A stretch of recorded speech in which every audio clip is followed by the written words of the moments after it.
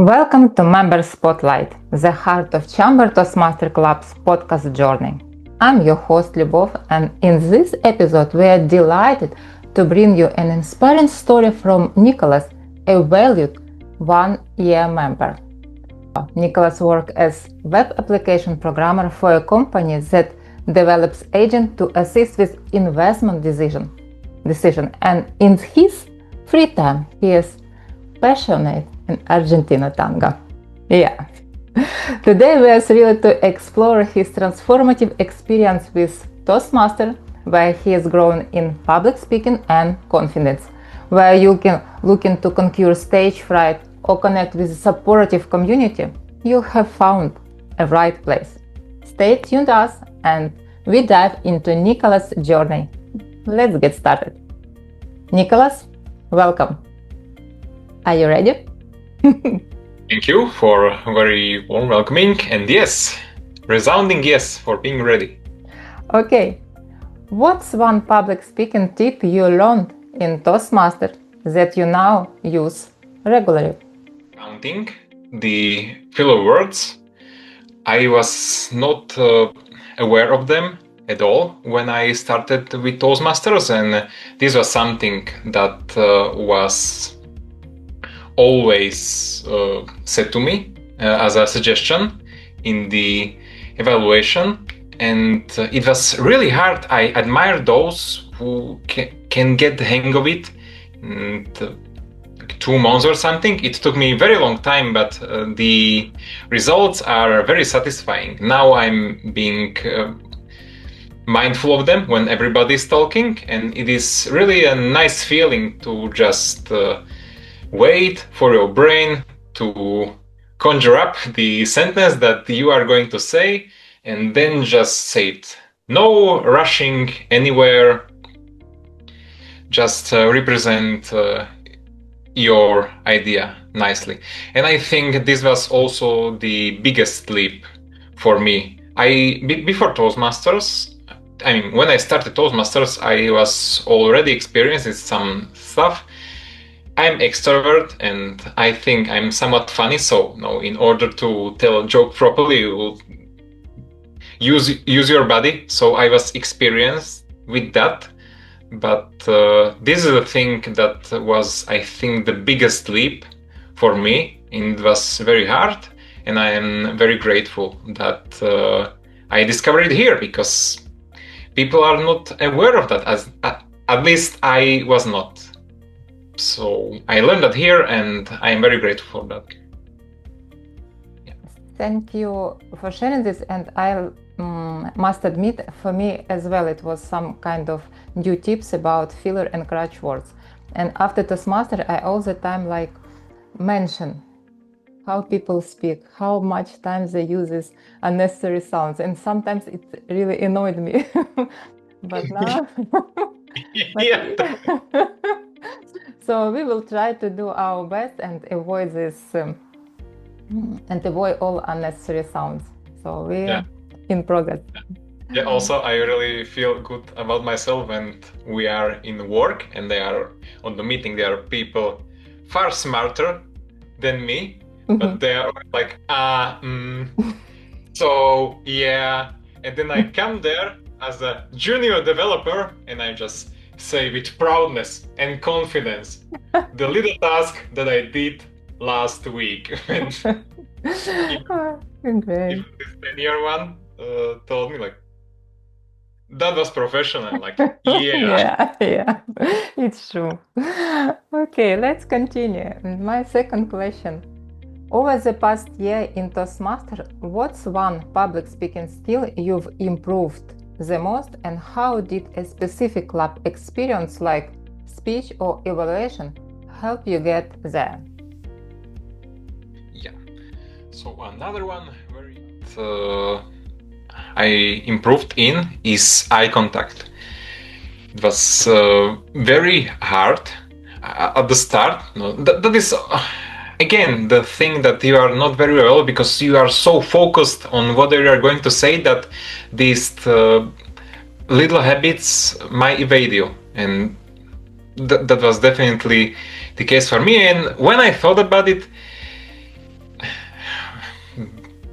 I think I was afraid of look into the people's eyes because I was afraid of how would they receive my words. Because I was using filler words before, I was not able to speak coherently, and I think I didn't want to say the response of confusion in their eyes. So better just look away from the problem.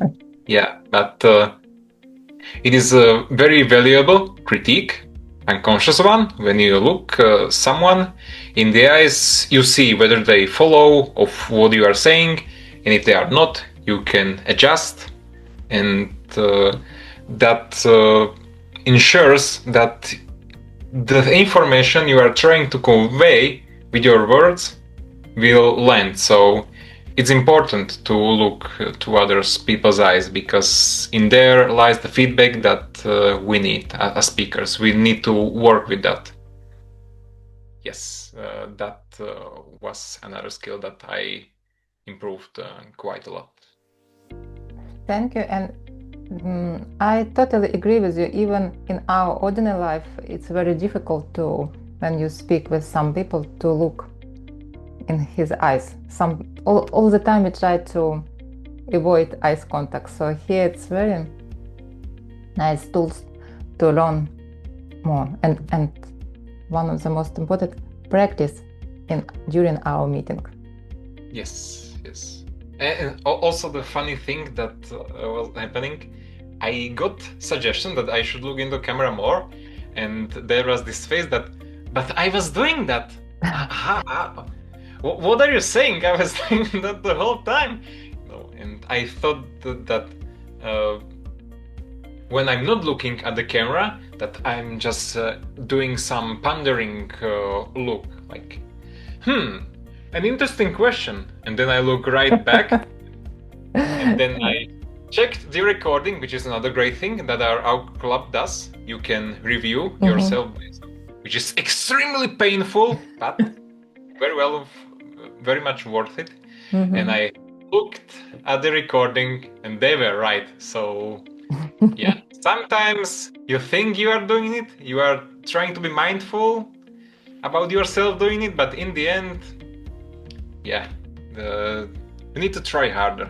So we need just practice and practice. It's true. Yeah. And my last question: what was the most surprising thing you learned about public speaking in your first year, and how did a club meeting help you discover it? Yes, so this was for me very interesting. I consider myself a person that plays by the rules. I like the rules, things should be done in a certain way, and I just follow the rules, and they will guide me to the result that I can expect. So I think I was too rigid for my own good. And I learned about these rules, and I was trying to apply them as I go. As I was teaching, I was being taught them in Toastmasters. So I was specifically, I would say, the way you present the information that you are trying to convey, it should have some structure. You should do it like this. And I was trying to be like this, but then Jesprit told me that there is something underneath. Like I have this flamboyance or vivid personality, and I'm trying to suppress it.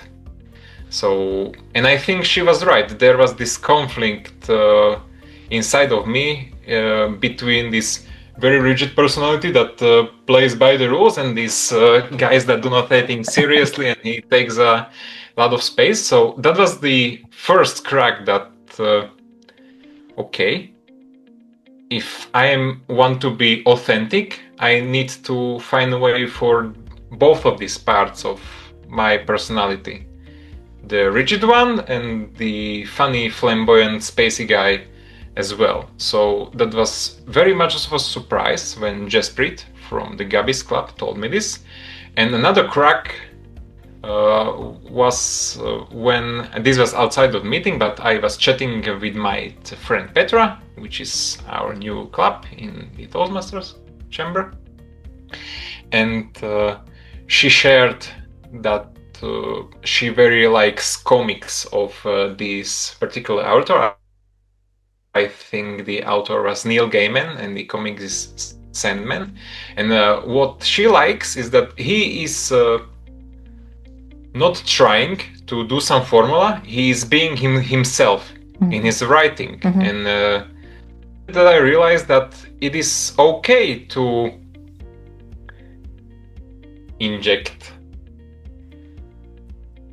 Yeah, I will say inject. To inject myself to these rules that I use. I like the rules, but I am also giving something of myself, this authenticity, and that is present now all the time. When I'm doing something by the rules, I am being on the lookout whether the funny spacey person won't say something about this. And when he does, usually he is right. So this suggestion from Jaspirit to be more vivid and more flamboyant, more funny,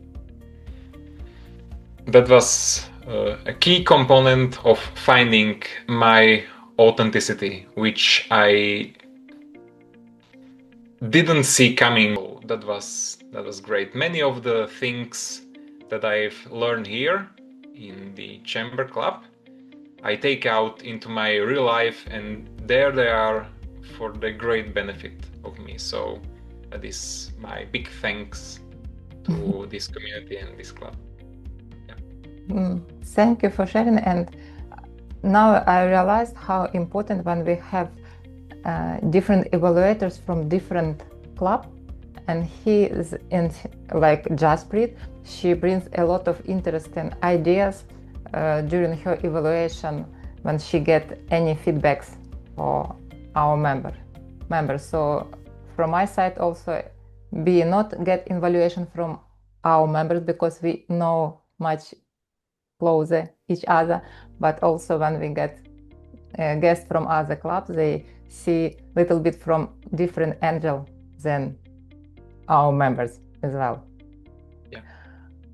Thank you, Nicolas, for sharing such an inspiring story with us today. At Chamber Toastmasters, we are all about building skills in community, one speech at a time. If public speaking feels like challenge, join our next meeting to experience our supportive environment firsthand. Subscribe to Member Spotlight for more members' journey, and visit our website for details, or contact with us on Facebook, Instagram, or LinkedIn. And we cannot wait to welcome you to the club. Until next time, keep skipping and growing. Thank you, Nicolas. Bye. See you.